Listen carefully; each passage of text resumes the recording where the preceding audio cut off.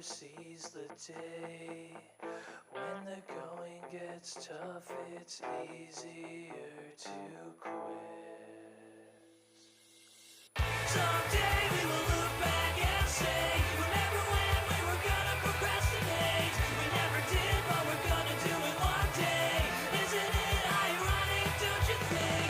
It's like rain on your wedding day. It's the good advice that it turned out to be cake. 10,000 spoons when you're in a knife fight. Isn't it ironic, don't you think? Isn't it ironic, don't you think? A little too ironic, yeah, I really do think.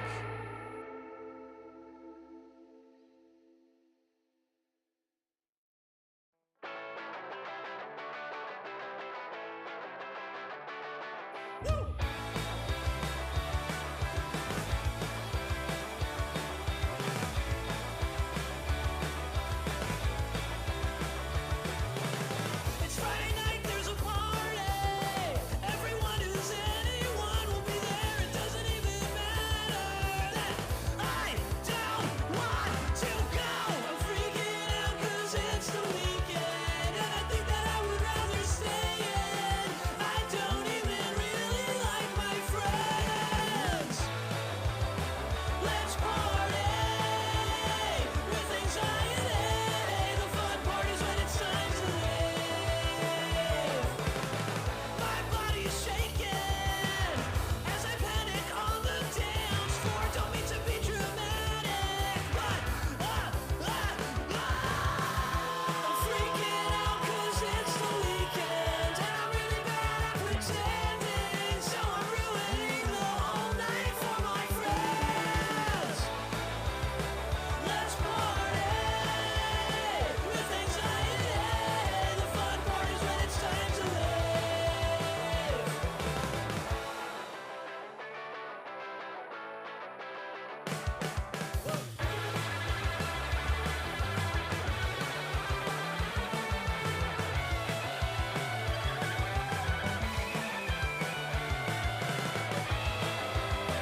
Let's party with anxiety. The fun part is when it's time to leave. So let's party with anxiety. The fun part is when it's time to leave. When is it time to leave? I can't wait until it's time to leave.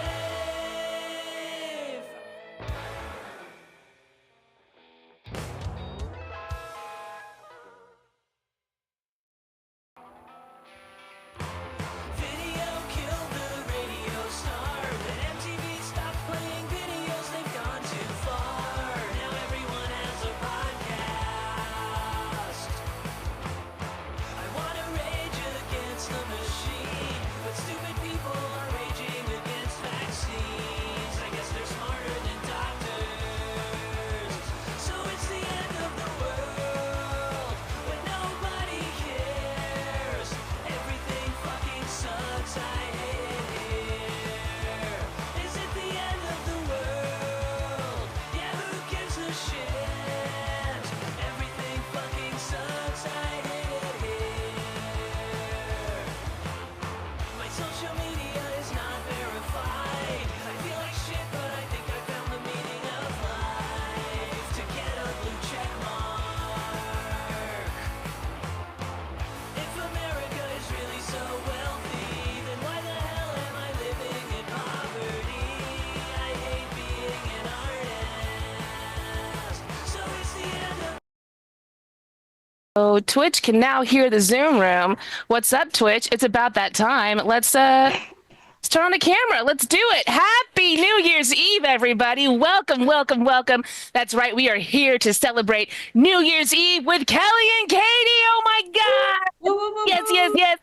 Before I bring up your hostesses with mostesses, you guys, hello. I'm your tech tonight. I am Annie Dies-A-Lot. I'm just going to go over a couple things that everyone can do to help this show go nice and smoothly before we get this show officially started. The very first thing, if you are here in the Zoom room and you haven't already, now's a great time to turn on those mics and cameras. Just do it. We will not judge you. We will not judge your background. We just want to have a good time and see if you guys are having a good time. I know it's the internet. You might not want to. That's okay. If you look at the bottom of your screen, there is a reactions button. Please use it. We can still gauge if you're enjoying yourself or not. It definitely helps people feel like they're not performing into the void. So yes, please turn on your mics and cameras or use those reactions buttons. Twitch, you guys, thank you so much for hanging out with us tonight. We got Sarah Green out there, Abigail Hydrangea Brown, many others that are staying quiet. Also, the world's worst comedy AI is in the house. Laughing Larry is there. If you want to see how god awful AI can be, go ahead, type in at Laughing Larry AI in the Twitch chat, followed by whatever you want to message him. He will say something back, and I promise you it's not going to be very funny. If it is funny, it's only because it's that bad. But yes, you guys, if you want to come be in the Zoom room, though, and actually hang out with the comedians, you guys are all welcome to. It's really easy. Just go to kocomedy.com, sign up for the email. You will instantly receive the links for not just this show, but all of our shows, you guys. We do this 7 days a week. It's holidays right now, so this is our last show of the year. We will be back. I know we'll be back on Sunday, you guys. On Sunday, we've got KO Sunday with Casey McNeil. I'll be hanging out. He's got a lot of people lined up. On Monday, you guys, Sammy insurrects the hour. That is how we are spending January 6th right here of 2025. Sammy insurrects the hour. That's going down at 7 p.m. following Chirping Bird Comedy. I invite everybody to come out here, all right? You can sign up at kocomedy.com and come be here in the Zoom rooms, or you can watch on Twitch. It's totally up to you guys. If you're in the Zoom room and you're like, man, I want to be there for those, but I can't be in the Zoom room. I mean, check out Comedy Hub, twitch.tv/Comedy Hub. You can listen to it. You can watch it wherever you're at. Yeah, we invite everyone. And if you miss a show, you can still go back to Twitch. We leave them up for a little while. You can check out whatever you missed. So, go forth and check. Let's see, what else we got here? Oh, I know, you guys. Happy New Year. It's a free show. You're welcome. We always do free shows here. That being said, we still ask that you support the show. That's right. During everyone's sets tonight, I'm going to go ahead. I'm going to flash their Instagram handles both on my screen and down in the chats. You guys, check them out. Check them out. Check them out. It's free. It's quick, and you can help them out so much by doing that. It boosts their algorithm, gets them to the top of those pages faster. You can also see if they have new content, if they're going to be performing near you. So many reasons to give them a follow. That being said, we won't say no if you want to donate to the show. We absolutely do take those donations. It's pretty easy. We take Venmo at KO-Comedy. We also take PayPal, KOComedyShows@gmail.com. If you're watching on Twitch, you guys, we take those bits as well. And you guys, I just realized there's one thing I completely forgot to do, so I'll be making it on the fly tonight. We don't just take your money. No, I'm going to go ahead. I'm going to give you a shout out. I'm going to throw your name up on the donation board. And being that this is hosted by Kelly Zemnikis and Katie Zane, I think I'm just going to paste your name to their faces. So let's see how many of their faces we can get on the donation board tonight. That's right. That's right. And let's see, there's one more thing, just one more thing that is the most important thing. If you disregard everything else I just say, this is the one thing you've got to do. That's enjoy the show. This is comedy. You should be having fun, you guys. Let's start this new year off right. Let's enjoy the show. Okay, that's enough of me. Let's do this. Are you guys ready for your hostesses tonight? It is time. You guys, they're great friends of KO and Comedy Hub. We absolutely love them. You guys, give it up for the amazing Kelly Zemnikis and Katie Zane. Woohoo! Exciting. Hello. Hello. Let me add myself. Oh, there we go. I'm here. We've got Z and Z tonight. We have KZ and KZ. I'm in Canada and we say the letter differently. It's exciting. How are you doing tonight, Katie? I'm good. I just realized that I didn't write down any of my set list, but that's fine. We're going to be just fine. Got plenty of time for that. Absolutely. Katie will be closing off the show in a few moments. I will be kicking the party off. Katie, we were talking before we got in the Zoom room tonight that today's a bit of a special anniversary. Not only is it the end of 2024, but also 25 years ago tonight, everybody was panicking and we thought our computers were going to blow up. It's happy Y2K anniversary, everyone. It's the silver. And where were you 25 years ago tonight, Katie? I went to a New Year's party with a friend, and then she had to convince me that her dad was not too drunk to pick us up. Oh, no. Oh, no. She was like, "No, it'll be fine. He drives like this all the time." I told you I very specifically remembered this day. Damn. Wow. I didn't have that happen, but I remember being at a party and everybody at the party was convinced that once 12 o'clock happened, the power was going to go out, the TV was going to go off, like everything was going to go zoom, you know? Yeah. And I think it was me who, after 12 o'clock went by, I said, "Hey, the power's still on." And we all went, "Oh." It was very like, wah, wah. I was at work like the day before, saving everything, like 25 backup. I think I was like carving things into rocks. I'm not sure. It was kind of bizarre. But anyhow, 25, the silver anniversary, everyone, of Y2K is today. So just for fun, shut off someone's phone if you're at a party with them. Just turn it on. I think that'd be exciting. Katie and I also decided to merge together some fun news stories of the past year because we've had too much heavy stuff. We need some light things. Katie, what is a light news story that you pulled up for this year? It's hard because they're all really, I was like, these are not in the order. Oh, no. They're so funny. No, it's not that they're not in order. It's just they're not in order of how great they are. They're in no particular order. Let's see. Yeah. All right, I'll start here because it's not as good as some of the other ones. Okay. I was looking up headlines from 2024, and there was a headline, I don't remember from which place, but it was after months on the run, a murder suspect falls out of his own attic ceiling and into the investigation. Hell yeah. So that was the first one. I like that. What I will contribute from here in Canada, it just happened a couple of days ago. I saw this news headline: Newfoundland is on the easternmost part of Canada. Newfoundland case involving moose estrogen and alleged road rage ends in acquittal. I didn't read the story. That was enough. That was all I needed. That was all I needed. Can I share a couple more of these? Because these are just Let's gems. do another one before we get up to our first act. Yeah. All right. Yep. I got to choose between these three. Okay. I'll probably just include some later. In LA, 4 people dressed as bears and attacked their own cars in an attempt to commit insurance fraud. I heard about that. Oh my God. The police called the case Operation Bear Claw. Heard about that too. Yeah. That was pretty good. Shall we get to our first comic of the night, Katie? Yeah, I think so. I think we're ready. I think so. I think I know who she is. It's me, everyone.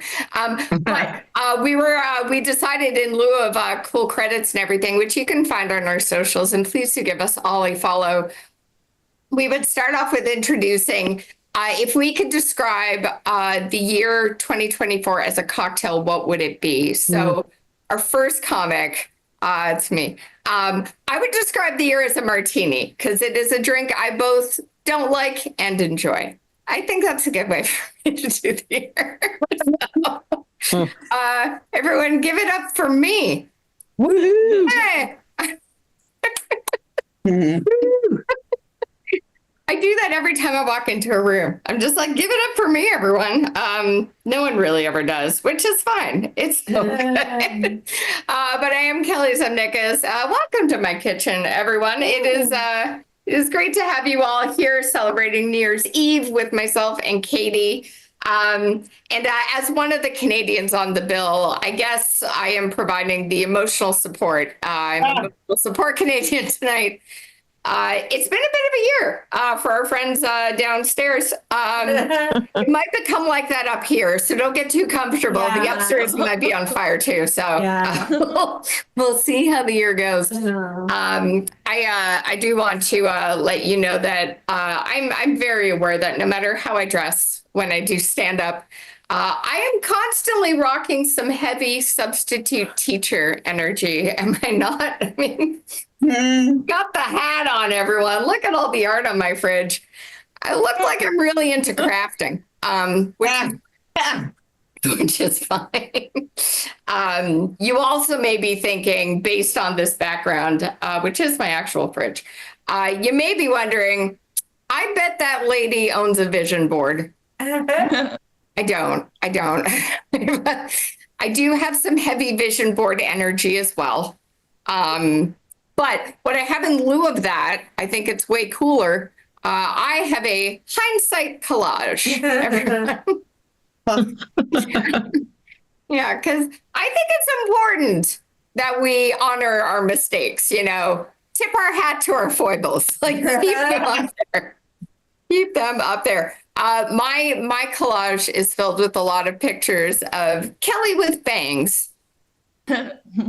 Was not a good look in my 20s. That was bad. The cowlick came in. It was rough. Also on the collage are pictures of last night's 3 coffees and 2 red wines.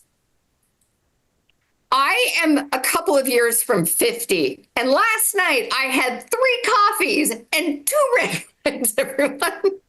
I went to bed both tired and awake. Yeah, I was tirake, I guess, if you put those words together. Or you could go with what? A weird? I don't know. They don't flow together as easy as brunch. But I was a mess last night. I really was. And I saw a friend this morning for breakfast, and I looked exhausted. And she was like, "Oh my God, Kelly, did you have a fun night last night?" And I was like, "No, I had coffee after noon." As I'm learning, as you inch closer to 50, having coffee after noon and a fun night look like the same thing the next day. It's kind of, it's not great, everyone. But I'm trying. I am trying, friends. I'm a woman with the safe word. Yeah, thank you. I'm tired. Not because of the coffees and the red wine, just in general, life is exhausting me. It's really tiring. I got an email from my bank today saying that my visa is approaching its limit. So I wrote back and I said, "You and me both, Visa." I've had enough. Let's just be honest. This balance is not getting paid off. Let's stop fooling each other. Okay? It is not going to happen. Oh man, I'm a woman with no kids. Something else you should know: I have no kids, which, as I like to tell my Uber drivers, is okay. I don't know about people in other cities, but here in Toronto, I'm starting to wonder if it's part of Uber driver training to just check in on my procreation. It's all the male drivers like to ask me. It's wild. Like when I'm coming home from a show, they ask me quite often, who has been watching my children while I've been out? And when they do that, I like to take a little beat. I just take a beat in the back seat there and I go, "Oh no. Oh no, the children. Oh my God. Oh God, I forgot to have children. Shit." Damn it. Oh, man. Oh, I forgot to buy eggs. Can we go back to the store? Yeah, it's okay, everyone. It's okay. It just life didn't take me down that road. It didn't take me down that road. What I have instead, though, is a 5-year-old niece and a 90-year-old father. Just as fun as babies running around, guys. Just as fun. I promise you. Hey, let's play a cool little game here. It's called Who Said It? The 5-year-old or the 90-year-old. This is fun. This is a fun one. Here we go. First up, who said it? Kelly, I have an important meeting. Can you take notes? 5-year-old niece. That was my niece, everyone. Yeah, she is crushing it at kindergarten. She's so good. Very astute young lady. All right, next one. Do I have to brush my teeth? That was my dad. Everyone, that was the 9-year-old. That was my dad. For some reason, he is not a fan of brushing his teeth anymore. We can't figure out why. He still has his own. Mind you, this morning I tried to tell him you could not put eggnog in oatmeal. So that's what I'm dealing with, guys. That's what I'm dealing with. Last one for this game here. Who said it? Do I have to wear pants? That was both of them, everyone. That was both my dad and the 5-year-old. Post-pandemic, neither of them are big fans of pants. There he is. There he is, everyone. But I do think I'm a good daughter, though. Because I do see my mom and dad every single day. Every single day, I see my mom and dad. Yeah. I do live with them. You should know that. This is their kitchen. So, yeah, it's fine. I'm sure you've heard that old joke. Why did the 46-year-old cross the road? It's because the pandemic happened. And she lost her job, and across the road's where her parents live. Arguably, that's not my best joke. But hey, my 5-year-old niece wrote it, so I'll just talk to her about tightening that one up. It's all good. My parents are cool, though. They were cool people. They have been together, just celebrated their 57th anniversary, which is pretty impressive. Thank you. Yeah, it's pretty great.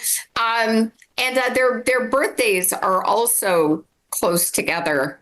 My mom's birthday is before my dad's. And again, I will remind you, they have been together for 57 years. Okay. So, yeah. My dad got my mom a book called How to Lose Weight for Seniors. Oh no. Yeah.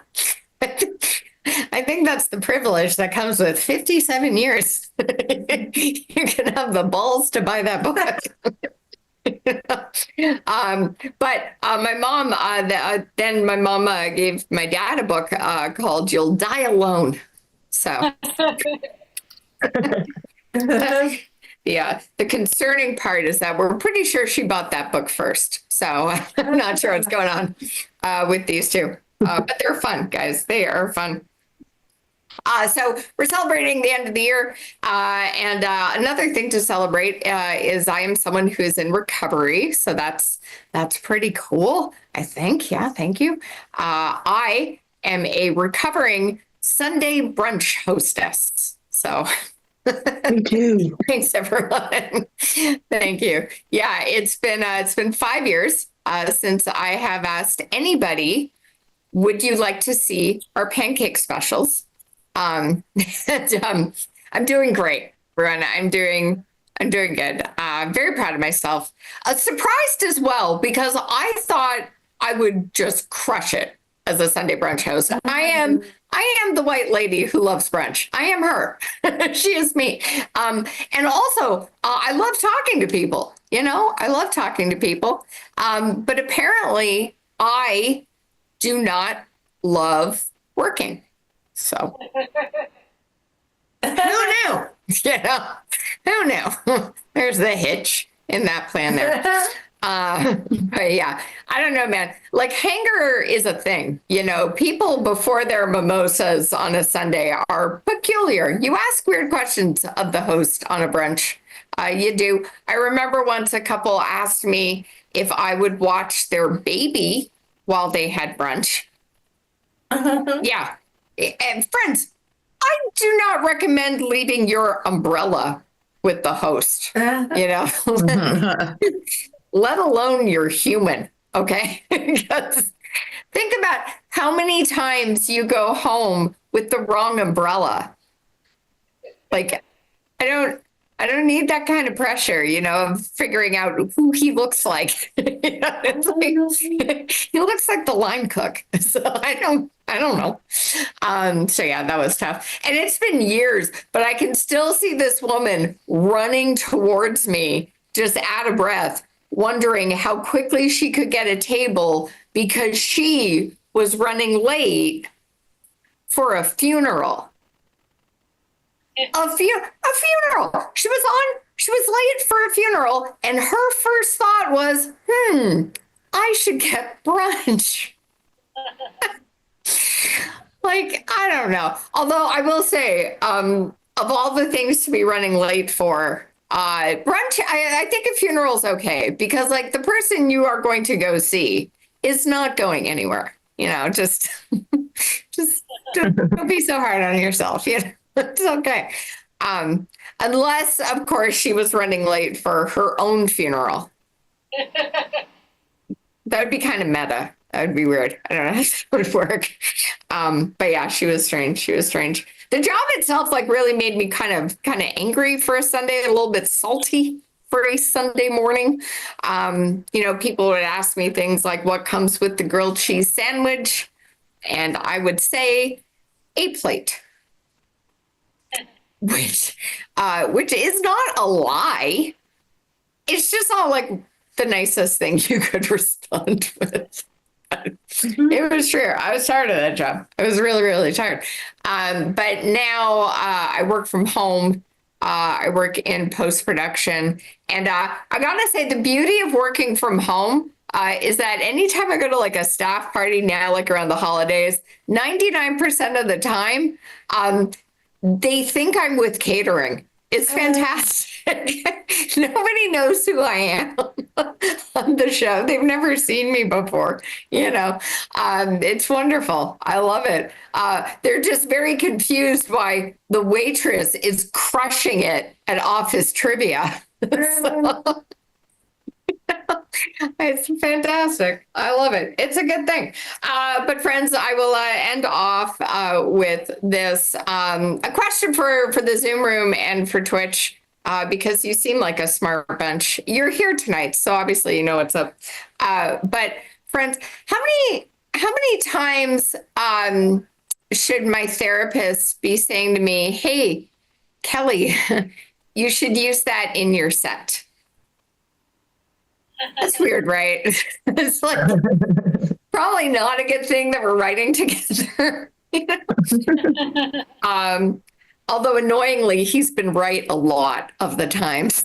I know I might be on the market for a new therapist, but he's watching tonight on Twitch, so we'll just talk about my feelings about it on Friday.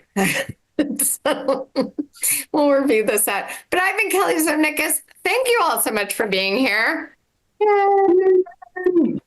Show me. I do believe Katie left the room for a hot sec, which is totally fine. We will keep the party train rolling. And again, thank you all for watching out on Twitch and being here in the Zoom. We really appreciate the support of comedy, whether it's in a brick and mortar space or somewhere like this. We really, really appreciate your being here. Give everybody a follow. Our next guest had a great answer to the question of how do you describe your year as a drink, and just straight up told me something that she had this year, which she doesn't usually have. A Canadian flower ice wine Cabernet. That is an intense beverage, as this year has been. Also, if you've never had Canadian ice wine, she probably also has diabetes because that stuff is so sweet. It's so sweet. I hope she doesn't. But that is a drink, as this year has been. She is someone I got to meet virtually, and I'm such a fan of her. Please give it up. We're off to New York for the fantastic I Ching. Woo. Thanks for having me. Let's give it up to our host. And so, yeah, a note on the wine. I am not diabetic, which is why I can have it. Okay, like I'm an adult. Like I'm responsible for myself. But the thing is, like, I got it as a gift from a client. And it was a very timely gift because a week after she gave me the wine, the election happened. I mean, what are you going to do? You know? So I spent the whole entire day after the election drinking that bottle. Honestly, it was not even a full bottle. It was a half bottle. It was just like overly priced half bottle. That was how I coped, in case you wanted to know. That was actually the only alcohol drink that I've had this year. So hooray for me. In 2025, I am planning to be completely free of alcohol, and I will try all kinds of mocktail drinks. And by ordering mocktails, I also get to flirt with cute bartenders. So wish me luck. So just to piggyback on what Kelly said about wearing pants, because I realized I blurred my screen, my background actually. And if you noticed a guy in tiny wheels walking past me, that was my dad. And if you notice a guy stopping here and doing all sorts of weird actions, it's because he found my dog in my bed, in my sofa bed. Oh no! Oh, Well, yeah, she's not allowed in my bed, but for whatever reason, she got in it. So my dad is like, you have to get her off. I'm like, no, just leave it. Just like leave it. I mean, this is New Year's Eve 2024. It only happens once in your lifetime for this specific New Year's Eve. So just let her enjoy my bed for a little bit until I get to kick her off, which I will. Okay, I realized I did not introduce myself to those who do not know me. My name is Yiqing, and I was made in China. So, duh. If you put an Alibaba sticker on my ass, I'm ready for shipping. Okay, worldwide, free. I don't even have a minimum. Okay, I don't even have a minimum. So just order me now, and I'm doing like a New Year's Eve sale. It goes on until January 2nd when I plan to hit the gym. So before I hit the gym, order me. You get the best deal.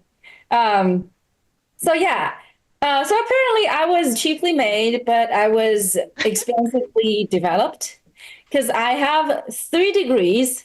I have a bachelor's in medical sciences, a master's on public health, and a PhD on how to waste the other 2 degrees. That's the best. That's the best. So yeah. My parents, well, my name actually means artistic youth in Chinese, and my parents who are actually visiting, they're still mad about themselves for giving me this name because it led me astray from my medical career to here. But honestly, let's just all be adults and take our own responsibilities, right? Like, if you want me to be a doctor, you should have named me a clinical genius. So, like, you gotta start thinking about the consequences, and that's like parenting number 101. When I have kids, I'm gonna teach them that lesson. You gotta think about your consequences, okay? Whatever you do. So the thing is that I don't like to tell people that I am from China for obvious reasons, because you never know who's still mad about, COVID or TikTok or the spy balloon. So every summer I become Southeast Asian, and every winter I turn into Japanese. No, it's still working. It's still working. So I plan to keep this in 2025. Hashtag one more thing to keep in 2025. And okay, so you probably can't talk. I have a very slight accent thanks to my acting training, which was called American Accent Acquisition AAA class. So every time I told my friends I'm taking AAA class, you know what they would think. But no, so thanks to the AAA class, I do not have a heavy accent. But that does not really mean that my English is good, okay? It's an illusion. So when I first came here, I told my whole entire class that I was probably the biggest boner in the entire classroom. Why did I say that? Because Merriam-Webster tells me that bone as a verb means to study a subject intensely, and as you know, it's someone who does action.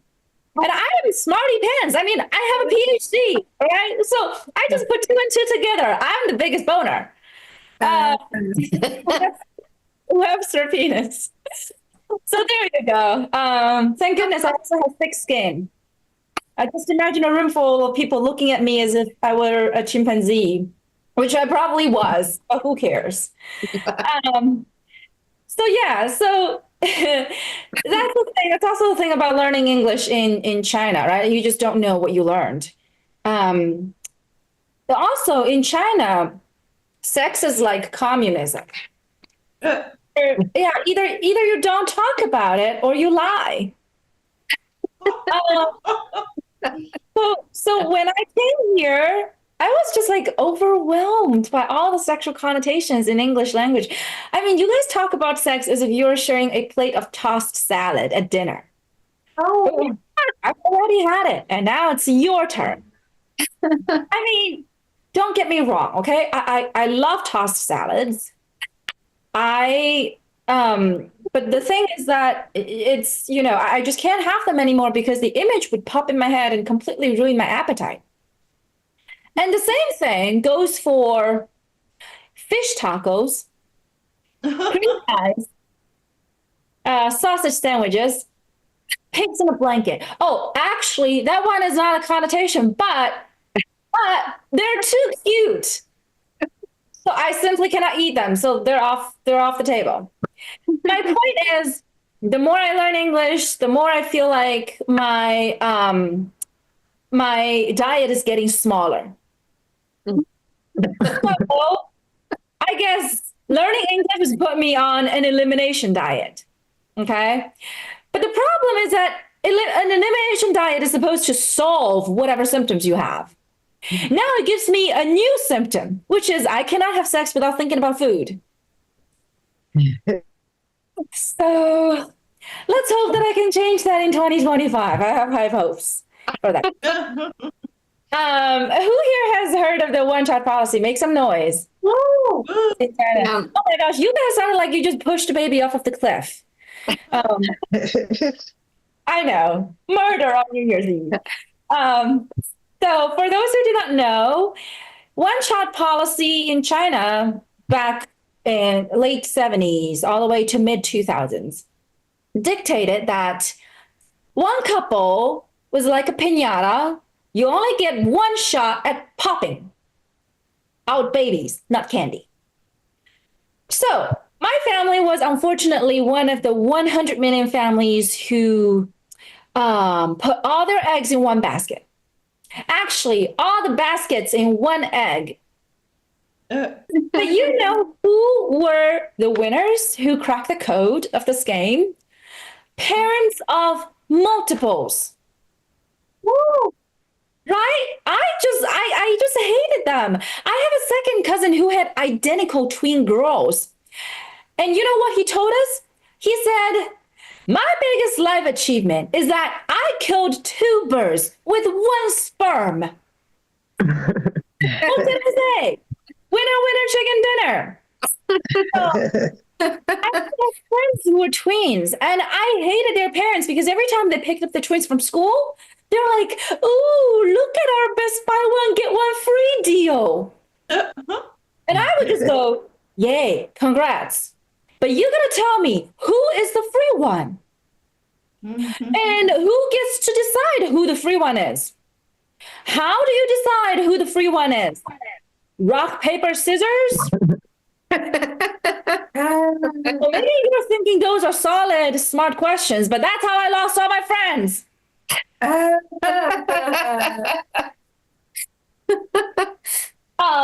So apparently my parents were not lucky enough to get the buy one get one free deal, the 2-for-1 deal.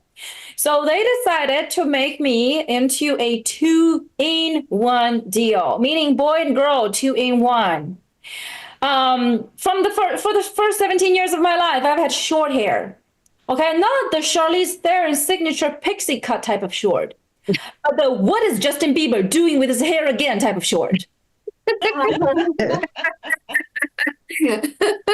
time we walked out on the street, the most compliment we got was, "Oh, your son is so handsome."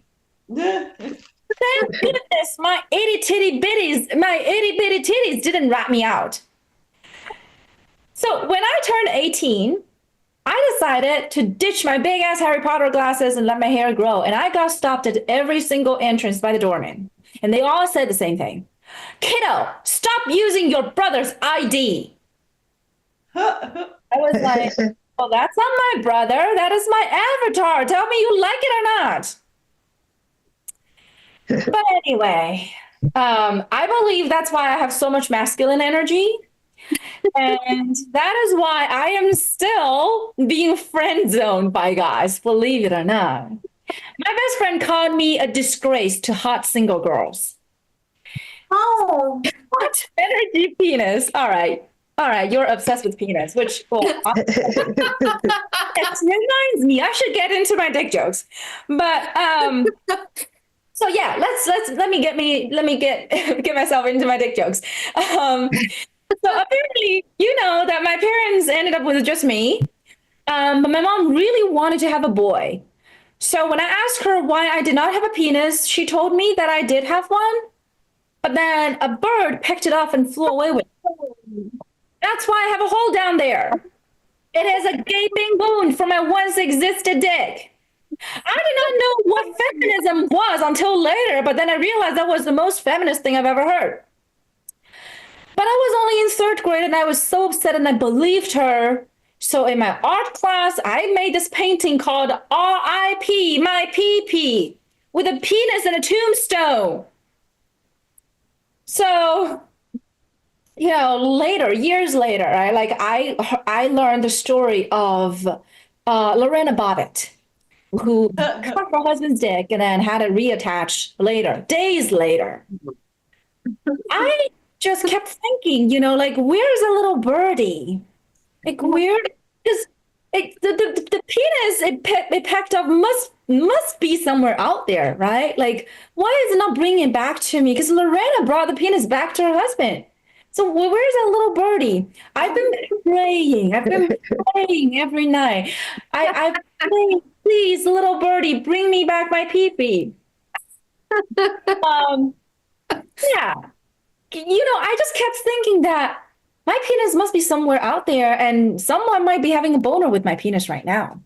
So I've been on a dick hunting journey ever since. And now every time I get naked with a guy, I look at his thing and I was like, ooh, you know what? I used to have something like that. Yeah. My one of the goals in my bucket list is to become Lorena Bobbitt 2.0, the Chinese version. And the difference is that, well, she gave the penis back to her husband. I'm gonna keep it. Okay, when I find it, I'm gonna keep that dick because it's fine. Okay. Okay. I've never used a tampon. Yeah, no, because my mom never introduced me to one because she didn't want a tampon to take my virginity. But here's the thing, right? Like, I think, Mom, you're overthinking because there are so many other things. There are my fingers. We have cucumbers in our fridge. And there's our next door neighbor, Ken. Like, why are you worried about a tampon? But now I've evolved. I still do not use tampons because they are against my philosophy. Because I believe whatever goes in my body should fill me up, not suck me dry. Okay, I don't want you to think that I have a bad mom. I know I've been talking about her and she's just in the other room. But thank goodness they don't understand English, so I can make fun of them however I want, and as long as they are hearing your laughters, they think I'm having a great time and they're having a great time. So yay, great parents. But no, my mom is great. She is the role model of single moms. She held a manager's job while raising 2 kids by herself, me and my dad.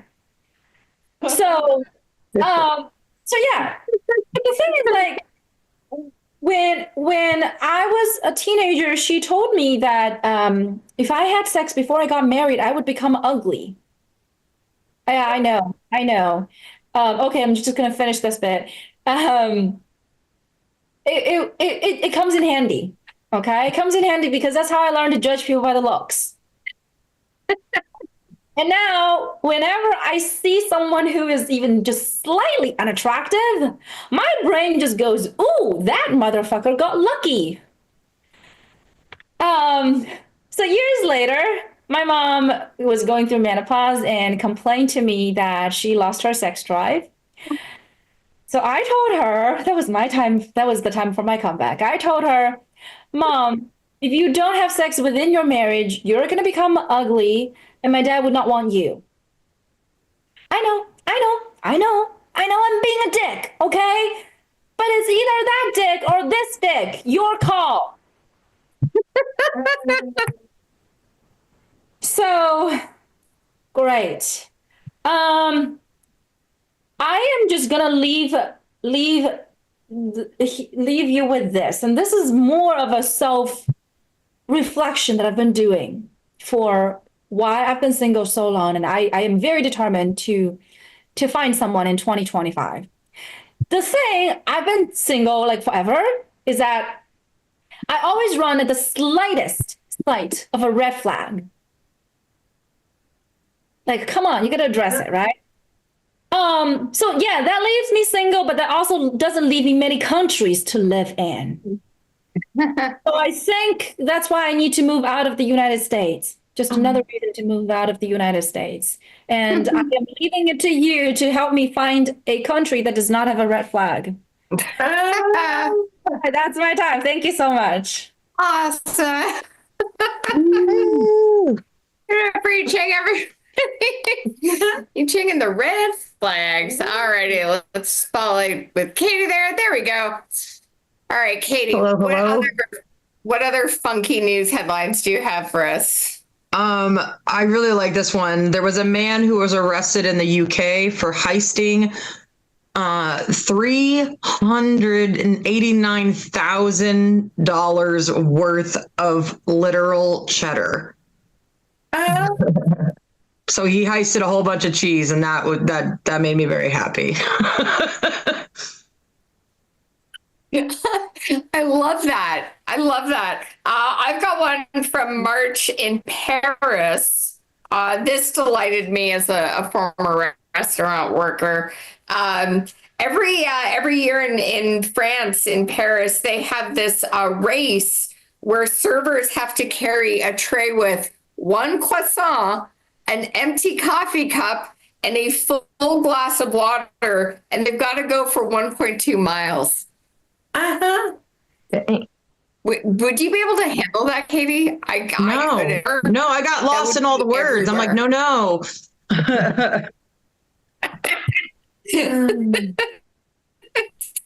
Oh, amazing. Well, our next guest, I'll let you know this, and Katie, then you can give a few words about our next guest.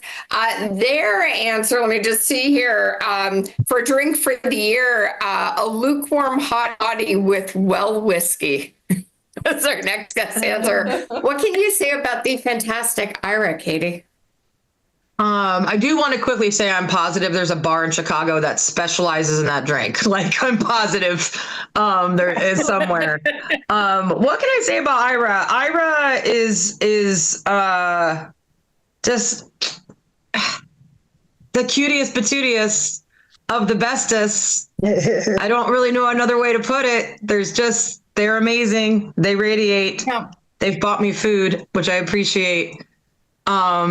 And I'm really excited to hear their stand-up right now. Please give it up for Ira Claiborne. Hello, salutations, greetings, earthlings, perceived earthlings, plebeians, countrymen,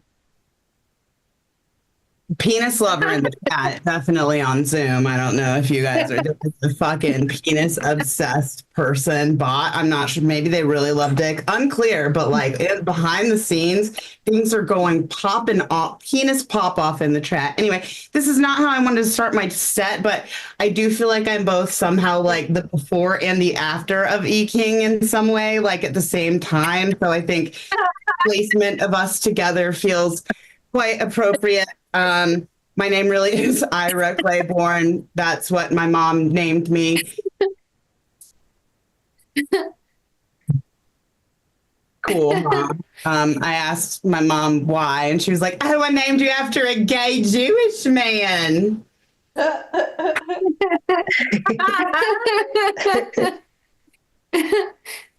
I have an ambiguous titty to tummy ratio on stage, but I just wanted to clarify. She got 1 out of 3 right. I'm not going to tell you which one because it might not be safe, honestly. I'm gay. Don't tell anybody else. That stays in this room, okay? Thank you. All right. This is a safe space. A lot of quiet folks, but I think that's a good thing because they're just listeners. We have quiet listeners. And that's part of what you want for a comedy show. So we're making magic, my mom, when she had me, was hooked on meth. That meth. Oh. Yeah.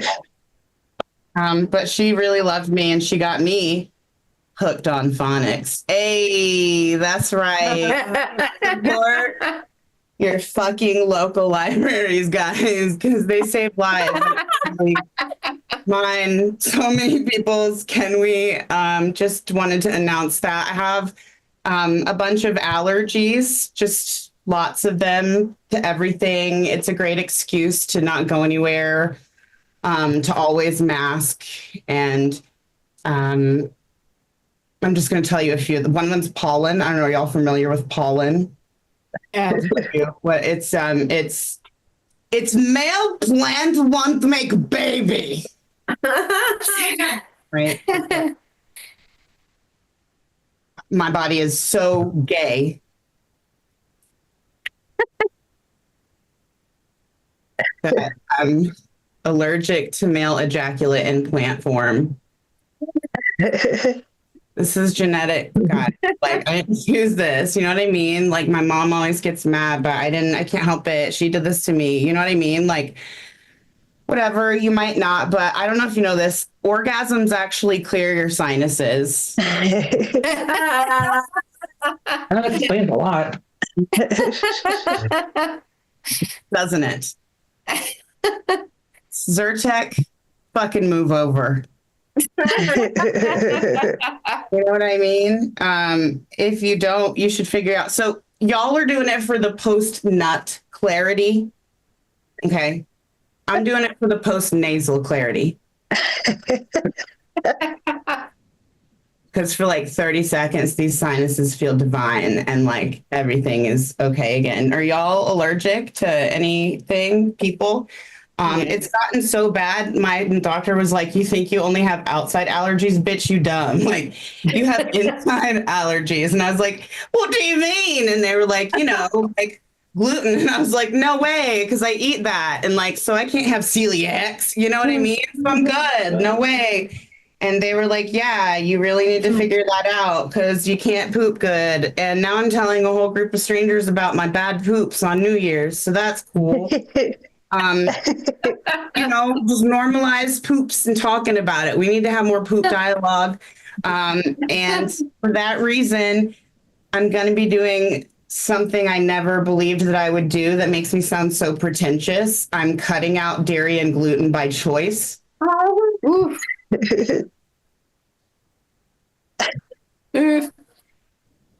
That's like worse than having that's more fucking pretentious than just have celiacs.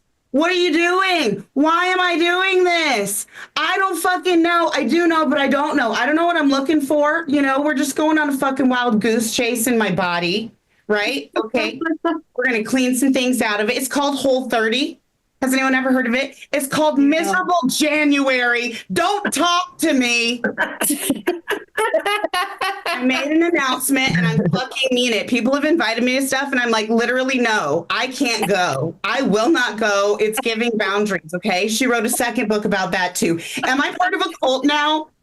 Like the white lady that wrote this, she like wrote a revised version where she was like, I made mistakes. I learned, I changed. Here's the better, you know, I don't have to be so strict. What? Why am I enamored by the fucking white lady who apologizes? What the fuck is wrong with me? Okay. You know, the Whole30 white lady, Melissa Sum the fuck body. Okay.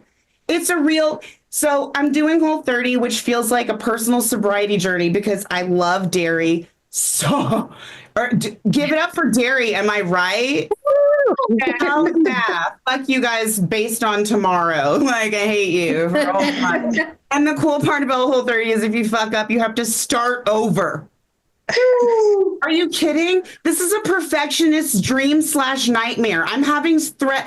Are you kidding? This is my worst and best fears. I don't know. Cheese Penis is in the chat. So I was wondering when Penis would come back, and I wanted to give you an update that it is about Cheese Penis now, which is phenomenal. Other ways I'm pretentious. Wait, did I finish on that? Let's see. Whole30, that bitch. Yeah, she wrote a second book. It's about boundaries. Also, then there's like something about like life after 30. I'm in a fucking program. I didn't know. I joined a cult starting tomorrow. So I'm going to be a bit. Did you guys know that dairy? I found this. My doctor told me this, and I was like, "You're lying." Dairy and gluten triggered the opioid receptacle. What? My mom had meth. I eat a lot of dairy and gluten. It's my mom's fault. Do you see what I'm saying? The opioid receptacle. Literally, you have to be off of it completely because your brain fucking wants it that bad. I got it bad for my half and half. Am I spending my whole set talking about my love for? I love cheese, y'all. This is going to be the hardest shit of my life. I'm not a cheese pedophile. I am no cheese. I like my cheese aged. Okay? I don't want no young shit. I want that nutty grit. Okay? This is going to be awful. Like, this is so pretentious. This is like people who enjoyed going to Barcelona. That's how pretentious this is. Okay? This is pretentious as people who say Ibiza, but they don't have any fucking Spanish in there. You see, this is more pretentious than I lived in New York for 9 years, and you better fucking know that I'm going to mention that in every conversation ever for the rest of my life. That shit is pretentious. Anyone who's ever been to New York, touched the breath of New York, fucking talks pretentious. You know what's worse? The Whole30, bitch. Are you serious? Elimination diet. I have to eliminate joy from my life. Anyway. Jesus Christ. All of a sudden I wake up and I need a cervical neck pillow, orthotics, and no joy in my food. It'll be fine. It'll be really fine. It's going to be okay. We're working through it. I was a teacher. You believe that? You're welcome. Nothing. Cool. Yeah. That's why I left. So teachers have it really hard all the time. Did anybody like teachers? I'm waiting for teacher penis to be in the chat, but then that's cool. The thing is, I don't need that. Pencils are all I need to fucking get stressed out, okay, about being a teacher, because this simple Ticonderoga can cause hours of peril in your fucking life, okay? All right, you bring the Christians. I taught in the South. The Christians gift you boxes of pencils to start the school. You're thinking, yay, got all the pencils I need. Nay, they're gone day 2.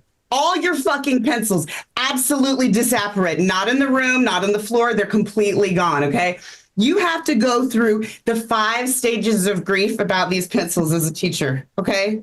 The first stage is denial. So my ass bought more pencils, dumb bitch. I bought more pencils. Think that's going to fix the issue? No, okay? Then you get mad. I have anger. So now I labeled my pencils. I spent the time, my precious teacher time, labeling pencils as if they would come back to my room because they had Claiborne 407. Are you fucking kidding me? The children don't have backpacks. Help. Okay. Get bargaining. And I'm like, all right, fine. I have to buy more pencils, but maybe I'll buy pencils they hate. So I'm going to buy, you guessed it, golf pencils. I thought I fucking killed it. I sold it. Someone pay me a lot of money. No, nay, because guess what, baby? They want erasers. All of a sudden, you can't cross out your work. Now you've been doodling, scoobling, and boobling, but now you can't cross it out. You have to do some other shit. Thanks. Fine. Okay. So now I have to invest in erasers. I buy you a cap eraser. You break it off. Okay. I buy you a little nub eraser. You draw on it so it doesn't erase. What am I left to do? Acceptance. Golf pencils with erasers from Ticonderoga, which fucking cost more, and they still steal them. So do you see what I'm saying here? Why this is a hard thing for teachers to go. There is no solution. This is an infinite loop. If you find the solution to this problem, tape it to the desk, my fucking ass. Pencil penis, it's not there. But you can't tape it to the desk. You can't do anything. They just poof, it is gone. So AI fucking fix that, buddy. Sug on those nuts, right? Somebody come up with that algorithm. You can't. I couldn't. We can't. High school. I taught high school people. This is an issue pervasive across the country. What are we to do? What are we to do? 5 minutes wasted every class period because bitches don't have pencils. Oh, you think it's better when there's Chromebooks? Bitch, no. Because what? They didn't charge them. You got a whole ass assignment on the board. Open your Chromebook. Miss, do you have a charger? Fuck you. No. Because why? Because the school wasn't built for technology, so there's 2 plugs for the entire room. And one of them's broken because somebody put an iPhone plug in it with a weird extra paper clip. Do you see public education? We thought it was bad. We have no idea what's coming up. I have been ringing the alarm bell since you all met me. Okay. And you haven't fucking listened. I'm about tired of it, honestly. I really am. When are we going to start listening to Ira the fuck around here? I don't know. Finally, they said pencil penis. Finally. That is so good. So what I ended up doing was anytime we got to go to a conference, anytime we had a little teacher gathering, especially if it was at a hotel, you best believe I was hoarding every last pen, pencil, paper, Padlet, Post-it note, or anything else that started with a P I could find. And those became my classroom set. Okay. So like I'm talking Radisson, Hilton, Marriott, the bougier, the better. I'm taking these to our children so that those get lost. And guess what? They did. So honestly, I talked all this shit about not solving it, but I did solve it. We need more teacher conferences, right? Like, we need way more times with sponsored pencils and pens. Like, somebody sponsor Ticonderoga. Do you hear me? Daddy, do you hear me?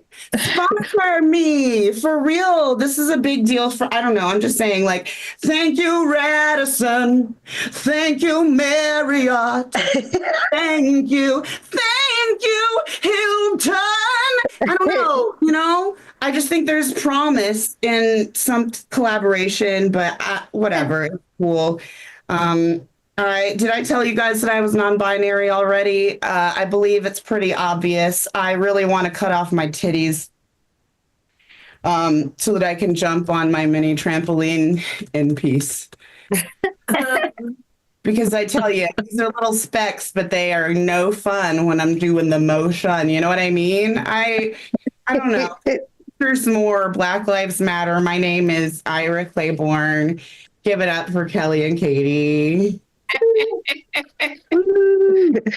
Oh man, give it up for Ira. And penis. Friends, if you've not yet joined in the Zoom, please do. Jinda is providing some quality pencil penis references during the show. But we are off now. Back to Annie to check in with the board. So let's go to Annie.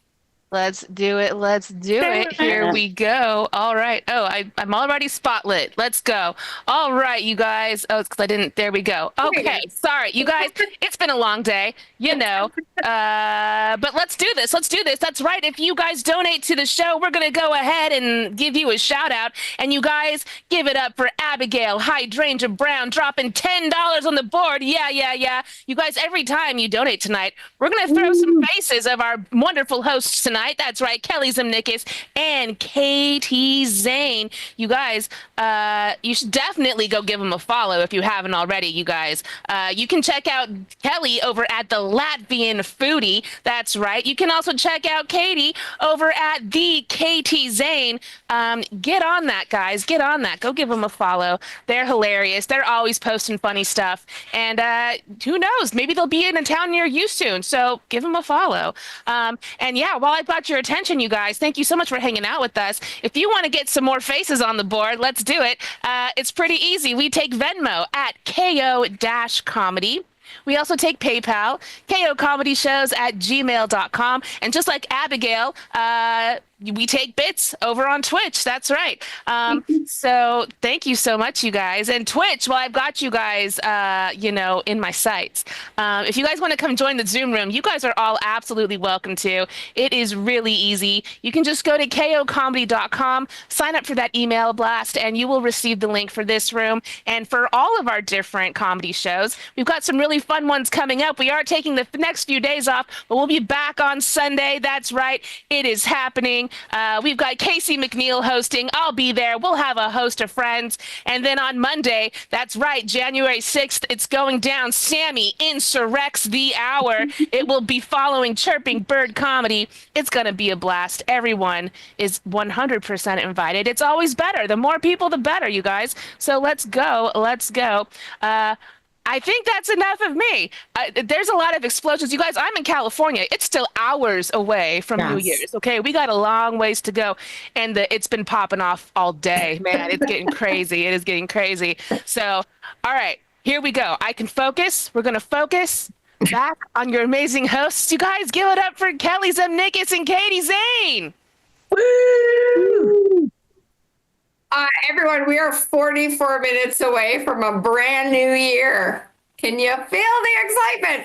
Our next guest, Katie, she's sitting right beside me here. Her drink of the year is the year of too many milkshakes.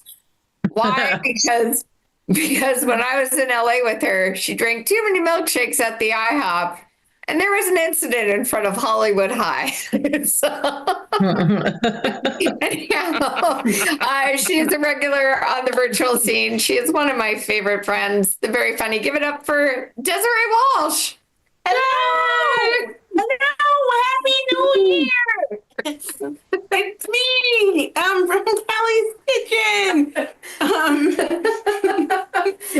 I don't have my glasses, so I'm a completely different person.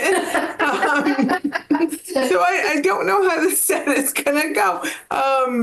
I think most of you know this, but just in case you didn't, I am Canadian like Kelly. That's why I'm in Canada with Kelly. I'm also disabled. I use a wheelchair. You just can't see it because of Zoom. I'm not just sitting on a very short chair. Well, I am, but it has wheels on it. Yeah. So yeah, I did have too many milkshakes at the IHOP. And then I puked in front of a very famous high school. Yeah. Some people are addicted to booze. I'm addicted to milkshakes. I was talking about doing the Whole30. If there's anyone in this room that should be cutting out dairy this year, it is me. Am I going to cut out dairy? No, I am not. I am going to continue to eat dairy and wonder why things like what happened in the summer happened. I will not learn. I will not learn. Yeah. I do like America. Speaking of LA, I do really like America and LA. I will very much miss America when it's gone. I actually hope it doesn't leave. I don't. I would like it to stay. I've met so many wonderful American people. I know that's not really verbs that are used to describe your country. Individually, all of you are great. I've only met like 8 people where I'm like, oh, I do not care for this. I do not care. Donald Trump is one of them. I've never met him, but I've seen him on TV.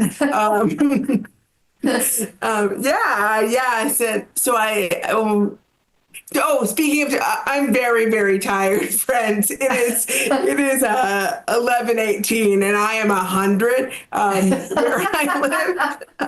So this is hard. I also don't have my glasses. Anyways, back to the joke. Donald Trump has been saying numerous times that Canada will be the next or the 51st state. And I do not like this. I find it very upsetting as a Canadian, because even though I like Americans and I've made wonderful friends, stay on your side. Stay on your side, America. Do not come to my side. Stay on your side. I was recently discussing this with an American, none of you, someone from Florida. I'm sorry if you're from Florida. And they said, I hope Donald Trump, that's not an American accent. It was Hulk Hogan. I was talking to Hulk Hogan. He said, I hope Donald Trump takes over Canada because we could really use the healthcare, the free healthcare you guys have in Canada. And I said, listen, Hulk Hogan, if Donald Trump, I have had exactly one drink, one very tiny drink, and a can of Coke, but I don't have my glasses, so I'm a completely different person. Anyways, so I was saying to Hulk Hogan, listen, if Donald Trump takes over Canada, none of us are getting free health care. None of us are getting free health care.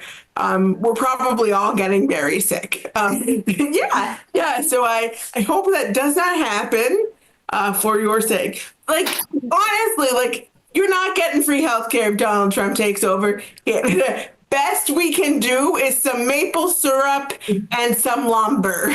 That's like best we can do for free. That's the best we can do. Maybe some water. We have a lot of it. Yeah. No, but I do like it. I miss when American politics was funny. Ha ha. And not funny on, oh, like, do we remember 1993 when Bill Clinton was in office? Remember that? Remember when Saturday Night Live was like not a dramatic retelling of the news? Do we remember that? But rather like funny sketches? Do we remember? Someone say yes in the chat, so I will stop saying, do we remember? But do you remember like Will Ferrell as Janet Reno in a dress? By today's standards, I do understand that's very, very problematic. He has acknowledged it. But if you were a Canadian 10-year-old in 1993 with not very much understanding of gender as a social construct, you thought that was hilarious. You thought that was hilarious. And no one ever thought to tell you different, which I think is weird. I think it's weird. Also, what was I doing watching Saturday Night Live at 10? I should have been in bed. It was way past my bedtime. Some of these were jokes. Some of them were. I did get a chance to go to the States a lot this summer. As I told you, I threw up in front of a very famous high school in LA. I love LA. It's really nice. I like it because it makes Toronto look like a quaint European village. Like, think of the opening of Beauty and the Beast. Like, I need 6 eggs. That's too expensive. Okay, no Beauty and the Beast fans.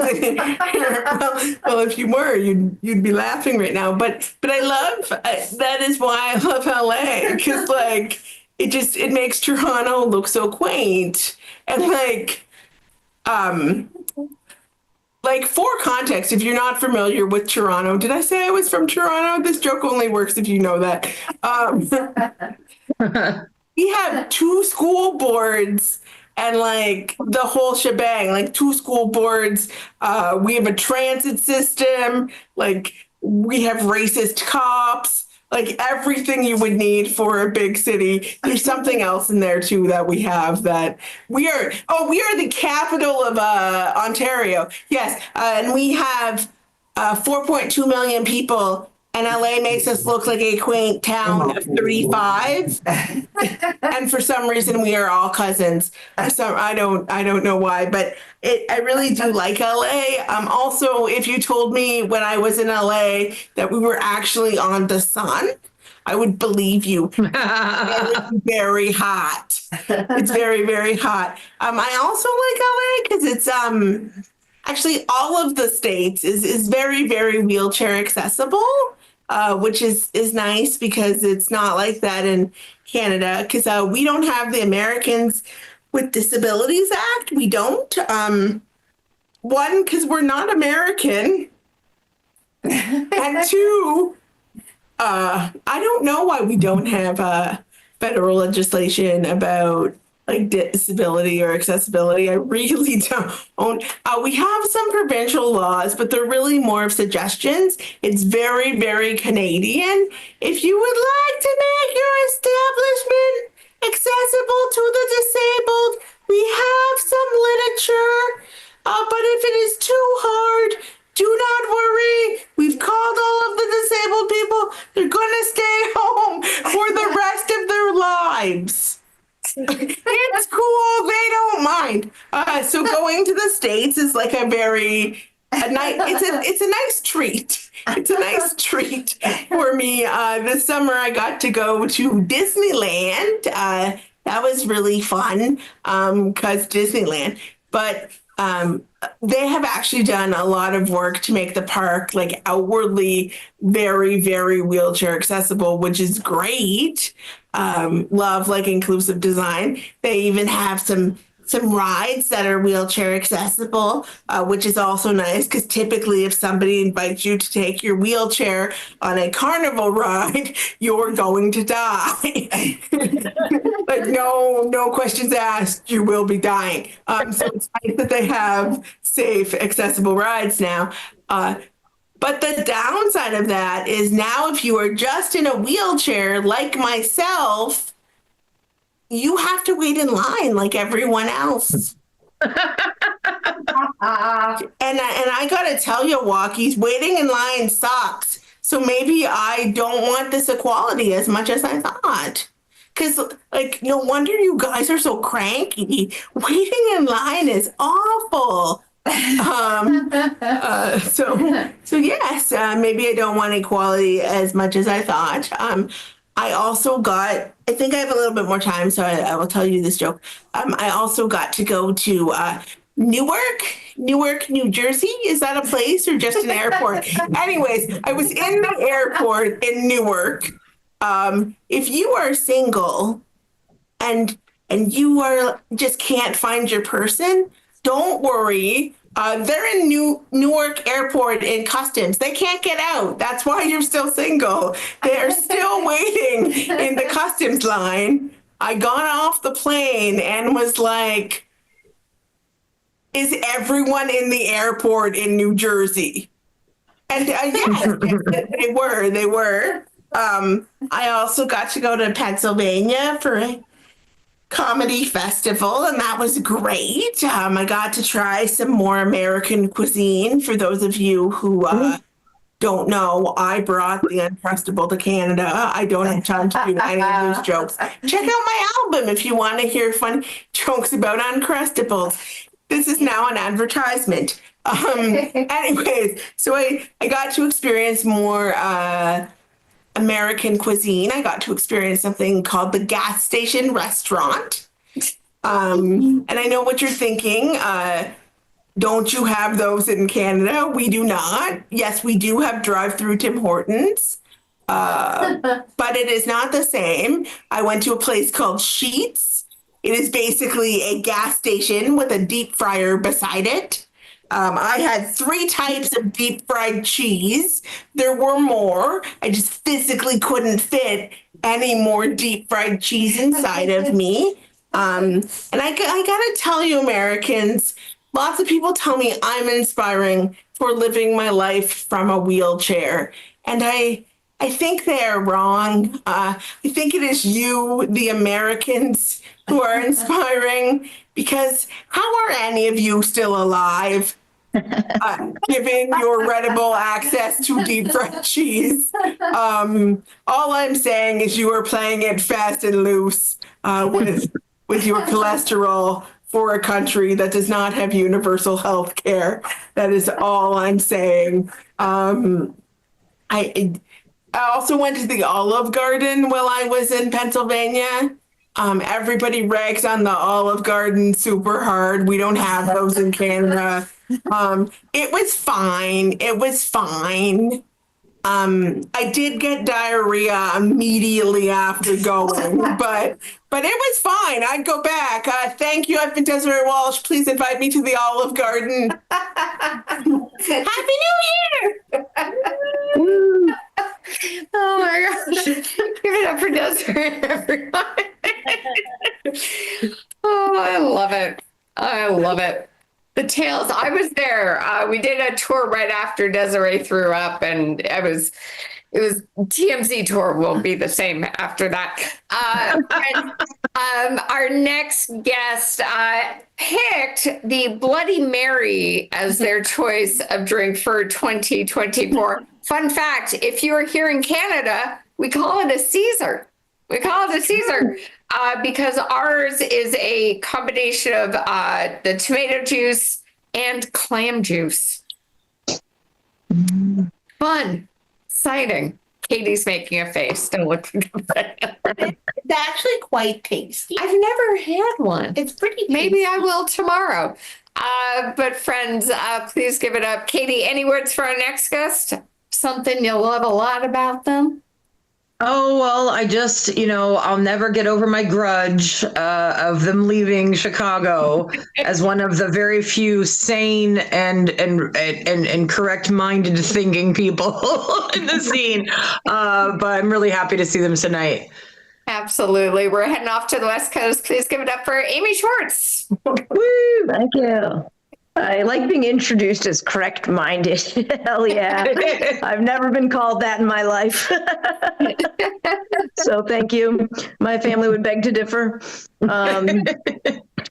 as an American, it is astonishing that I'm alive, but I don't really think it's because of the food. There is a Ritalin shortage right now. I don't know if you all heard about it, but we have no Ritalin in the country, and we got a lot of ADD people here. That's why we went across the ocean. We were bored, you know? Facts. But yeah, so I go by Amy Nico Schwartz because there are a lot of Amy Schwartzes. You know, so I decided 3 names, serial killer. Let's do that instead, you know. But I think I would be a good serial killer because I'm sneaky because I'm a bisexual, you know. I could do that, sneaking around. No, I'm just kidding. But I wouldn't be a good serial killer because I'm too nice. I've had people yell at me for being too nice. But I just had too many problems. Like, okay, the other Amy Schwartzes, one of them stole my pizza party in 1st grade. All right, another one went truant, missing in Detroit. And the other ones, just like I accidentally got their medical charts and they were not healthy. So like, it's just been a mix up having this name. But I, this year, had my first prescription mix up with another Amy Schwartz. And that was actually kind of fun. Yeah, I went through the drive-through to get my prescription because America, you know. Got to do a drive-through, and they like told me the prescription name, and I like didn't recognize it, and I was like, "Is that a new generic for Ritalin? You know, the shortage?" And they were like, "No." And so I was like, "Well, what is it? I don't know if that's right. Like, tell me what it is." And they said it is a tablet for your vagina. Yeah, that's what they said. And I thought that was pretty fun, but I also found out there's no way of like telling someone that's not your prescription without sounding like it is, you know? Like, I was like, oh no.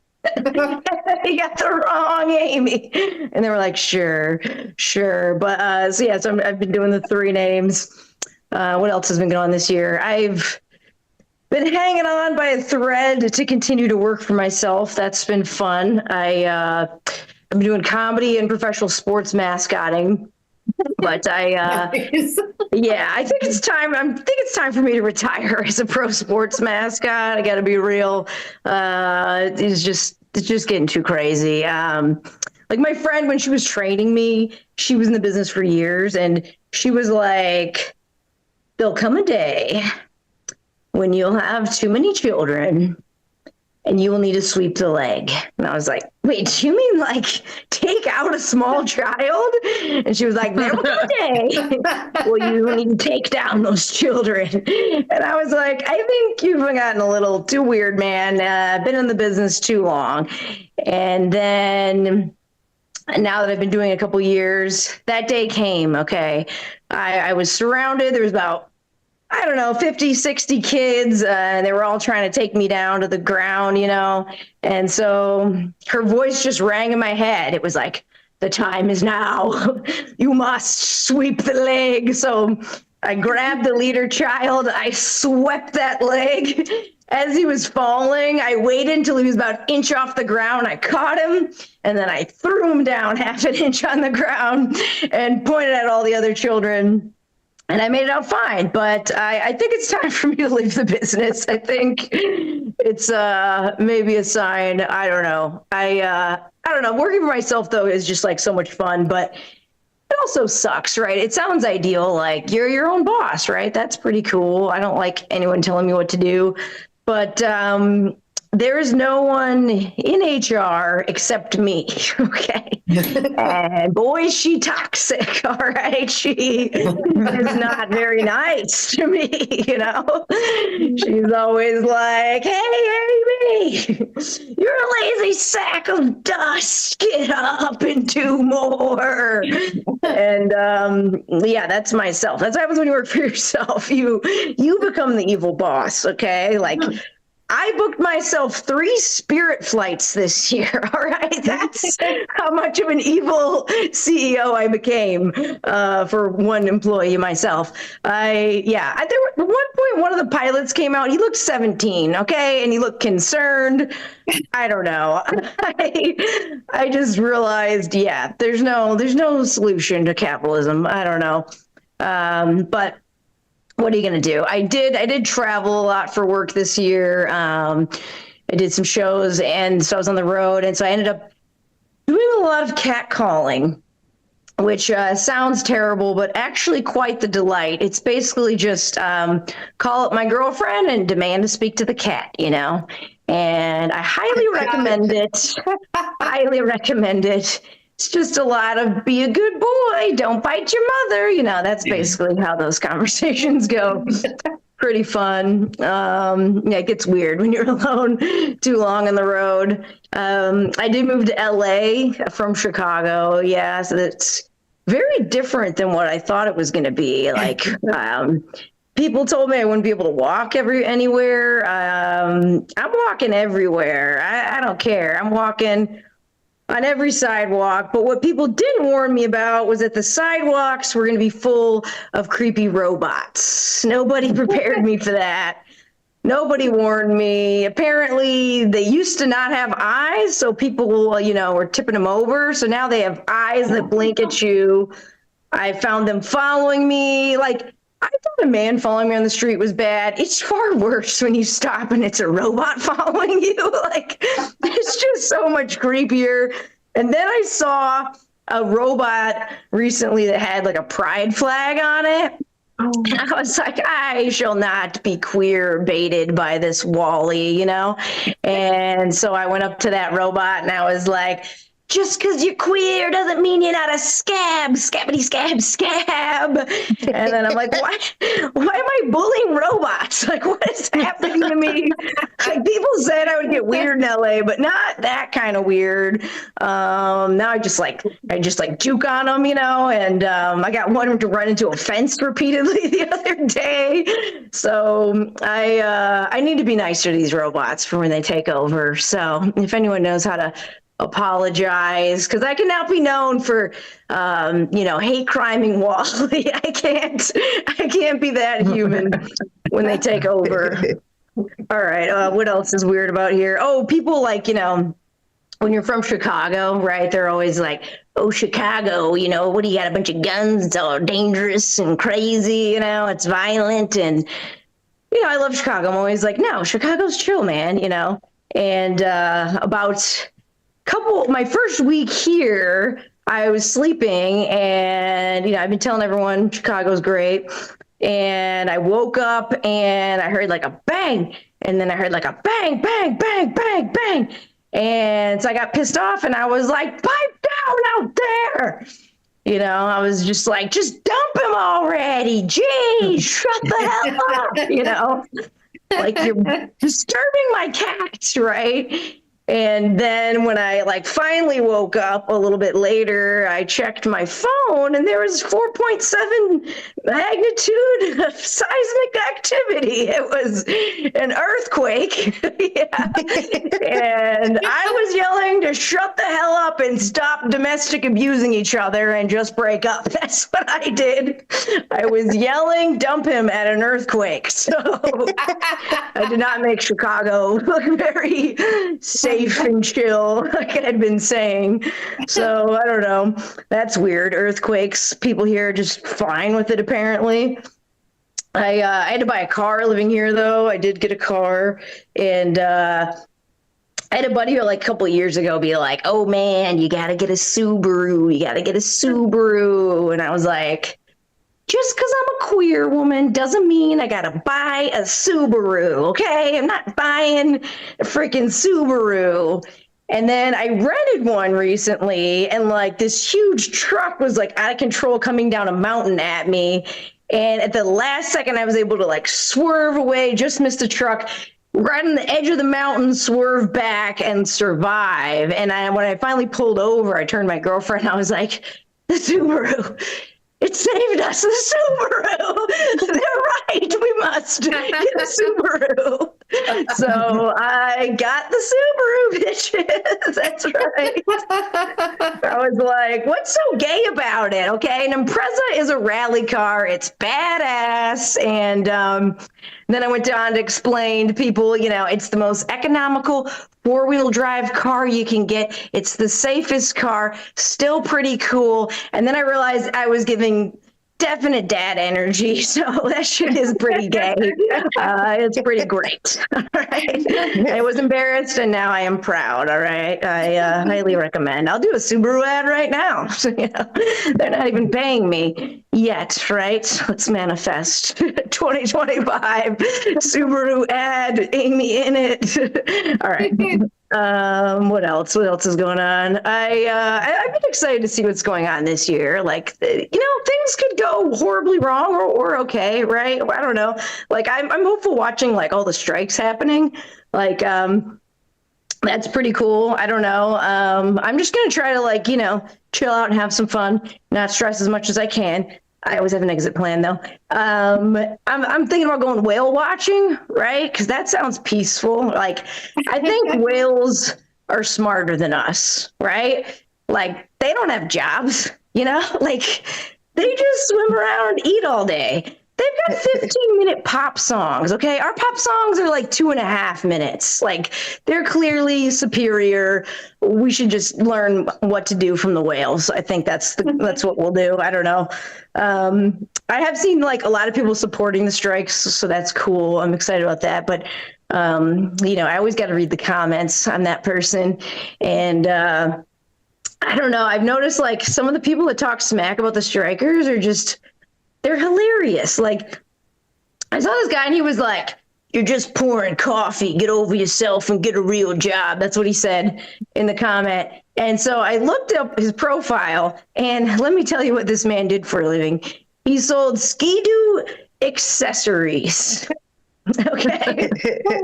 He told the Starbucks people to get a real job while he's selling Ski-Doo little fanny packs. All right. Like, this guy was anti-strike. I was like, do you know what they're doing in Starbucks? Okay. These are like mixologists working with gooey sugar and caffeine. Okay. It's another level you would not survive. So I don't know. I think most of the people are behind the people, so I'm excited about that.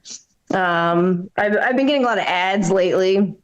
And like the ads I was getting in 2023 or like back were a little different. Like when I moved in with my girlfriend, I was getting this ad that was like the perfect inflatable coffee table. And I was like, that's weird.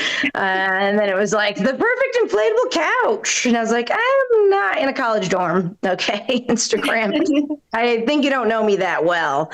And then it just really spelled it out. It was like, the perfect inflatable bed for sleeping in your car when your girlfriend dumps you, dummy.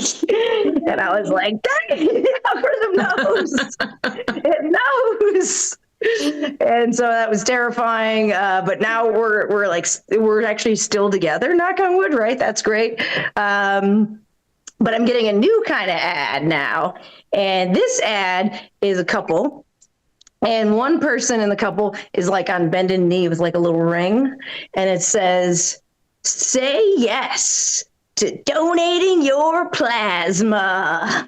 Oh. It's like, pull the trigger, you broke bitch, and donate your plasma. And I'm like, damn, Instagram, maybe $800. No, I'm anemic. Damn them. They don't know you that well, these robots. All right. What else is going on? I've run out of time here, I think. Got like a minute left. Let's see. Oh, my girlfriend wants to have kids, and I really want to have a daughter.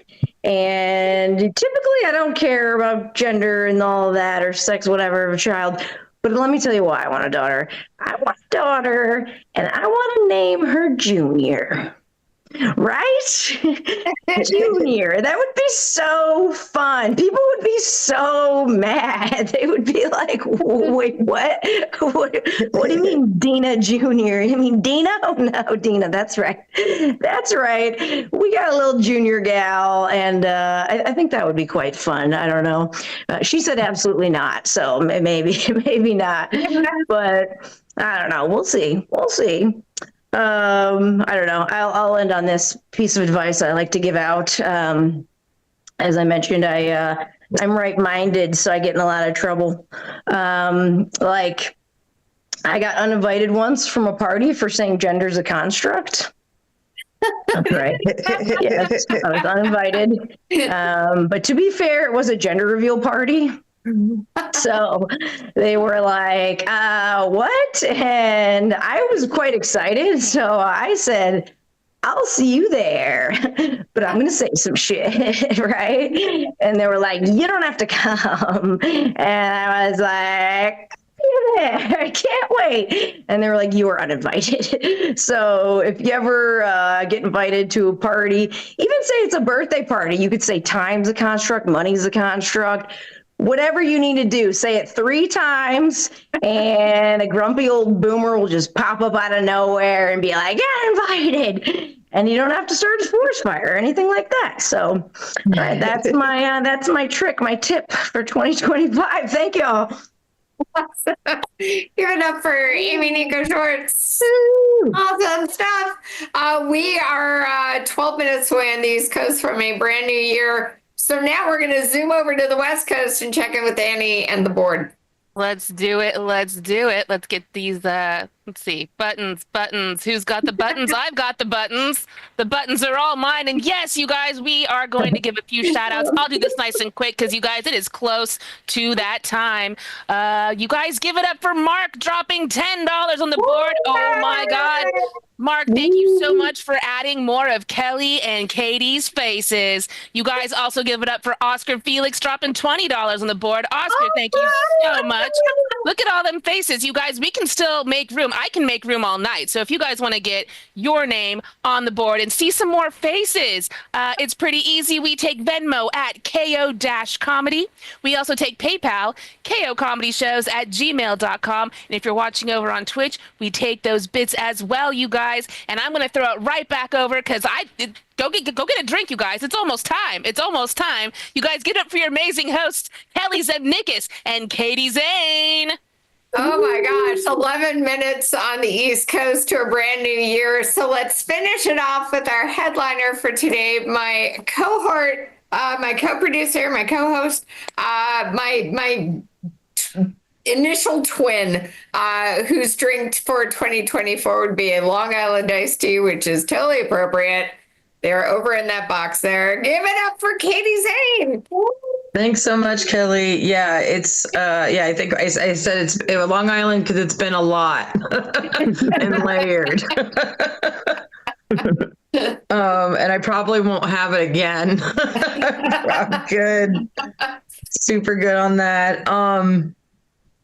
Okay, whatever. Okay. Whatever. Fuck that.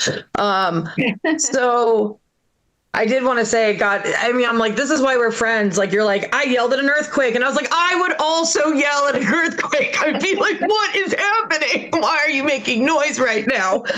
And also, I loathe the day that we get the robots here in Chicago. I'm not looking forward to that shit. It's already enough with the whatever happens on sidewalks. We don't need that. So you guys can't see it, but I do have a brace on my left knee because I tore my meniscus smoking a cigarette. Oh, no. Smoking a cigarette. So I've quit cigarettes because they're dangerous and not the ways that they warned you about, right? Like they didn't tell you like, you might bust your knee just having a smoke on a balcony where it should be totally safe. So the other day, my friend asked me because a lot of people, because I just moved and got my own place, everyone's like, are you going to start dating it again? And I'm like, hell yeah, I'm going to start dating again. And someone was like, well, why should someone date you? And I was like, well, I'm mostly a yes person. Like, I really am I'm a very yes and person. I'm all about adventure. And like once I did meth on a first date. Like, that's what happens. That's what happens when someone asks you to meet them on a train line. Like, just meet me in the train car. And that'll be the first time we ever see each other in real life. And you won't know where you're going. Also, if you ever try to cancel a date because you're tired and they go, don't worry, Tina will make you feel better. Tina's not their fun friend. Tina is drugs. So don't hang out with Tina. Don't do it. On most days, you can't totally see it, but I feel like this outfit works with this. On most days, my style can be described as I look like I got locked out of my apartment. This is just what I was wearing. This is what I had on. It's fine. So I'm non-binary like Ira. Did you guys know that we get issued one of 3 haircuts? Me and Ira kind of actually almost basically have the same haircut right now. Like, it's incredible. This joke works every fucking time because it's true. But the thing is, like, I'm apparently, like, I got a memo the other day. I'm like out of parameters with my haircut. And they're really blowing me up in the group chat. And that's funny because you guys believe we have a group chat because you believe that's something we have, which we do. We do have that. We do have a group chat. That's true. So yeah, I'm non-binary, and I'm 40 years old. I grew up in the 90s, and in the 90s, like, we didn't have the words. We didn't have the word non-binary. Like, I just realized I don't want to do this part of the joke on Twitch, so I'm going to skip over this part of the joke. But what I would do, because I didn't have the words, what I would do is I go up to every kid in the neighborhood and I just be like, hey guys, I'm a boy. I just haven't gotten my penis yet. Because I thoroughly believed that one day I was just going to wake up with a penis. Like, that's how it was. It was just going to, like, grow in like a goatee, like just come in with pubes. Like, I'm just going to grow a dick. Like, I believed this thoroughly was going to happen, which wasn't true. But I have to say, the kids in the neighborhood, not hateful, not mean or anything. They were just like, show us your dick when it comes in. We would like to see that shit. We would very much like to see that shit. So you can't really tell, but maybe you can kind of tell because I was getting up a lot earlier. I'm a fat person, happily identified fat person, big person. But I do find, honestly, it is easier to be fat if your hair is weird, right? Like, sometimes people don't laugh at that right away, but then I have to explain it where I'm just like, when you like see a fat person in public and you get to the top of their head and then whatever's happened up there is like stylish, a great, hair color, whatever's going on there, you accept everything you've just seen. Like, and then there's normally dead silence. And I'm like, that's why you're being quiet, because I'm right. It's absolutely true. You accept fat people when they have nice hair. It's just the truth. It's just real, guys. It's just what it is. So last year I decided to do something I like to say it was for humanity. I feel like you've heard me talk enough that you know that it's probably good that I did this. I got my tubes tied. Thank you very much. Just in time for Trump to be reelected. So yeah, no, I got my tubes tied, or as I prefer to say, I got fixed. I do have to say fixed. I'm very poor. I had to go to a veterinarian. About 50% of the room always believes I really went to a veterinarian when I tell this joke. I'm really good at selling. I did not. I went to a real doctor. I promise that I really did go to a doctor. I'm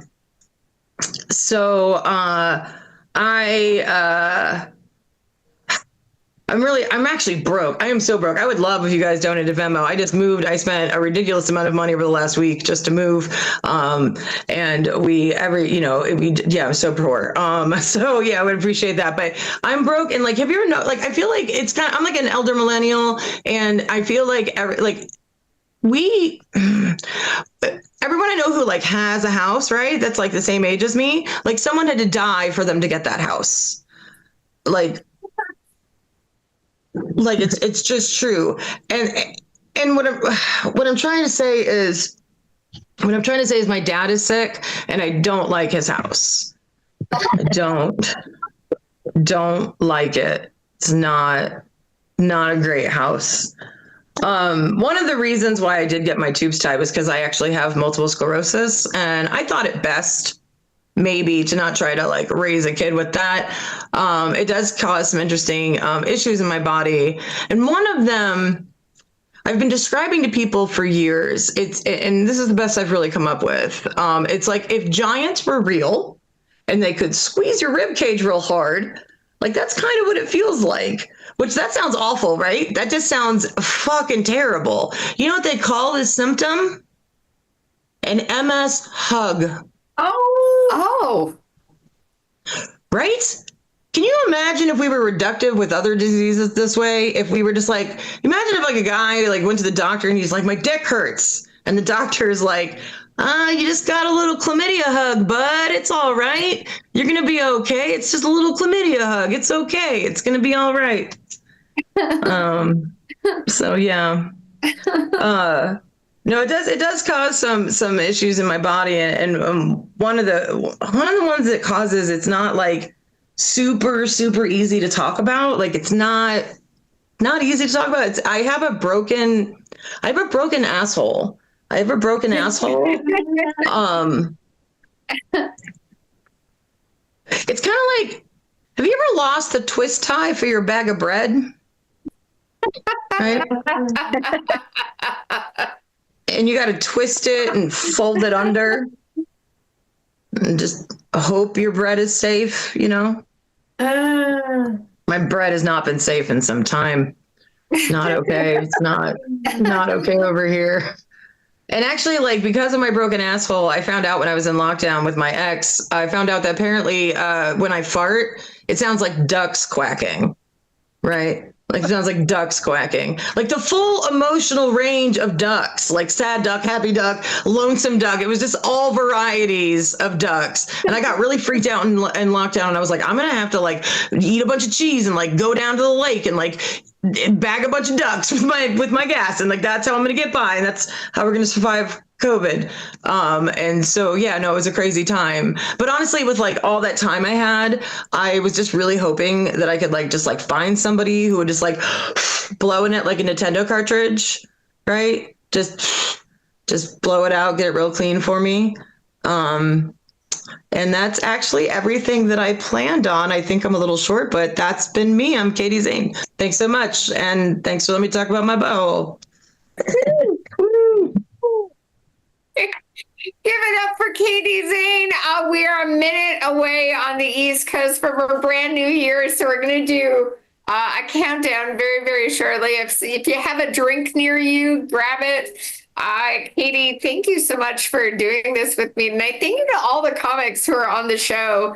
We don't know what we're in for next year, but we're together. We have each other, whatever the fuck's going to happen. We're seconds away from 2025. Do what you can now in 2024. I'm just trying to kill time until the new year comes, which should be any second now, according to my watch here. 2025, baby. Woo! Happy New Year, everyone. Woohoo! It's 2025 in the East Coast. Chicago's about to hit it. An hour from now, then the West Coast. Have an amazing year. Thank you for supporting KO Comedy. Happy New Year, everybody. We'll keep doing this because we love doing this. Thank you, Annie. Thank you, everyone at KO. Thank you, Katie and Charlie. Oh, I love you. Here's to a new year, friends. Thanks for tuning in tonight. Have a great one. See you soon. Bye. Bye. Woohoo. Happy New Year. Happy New Year.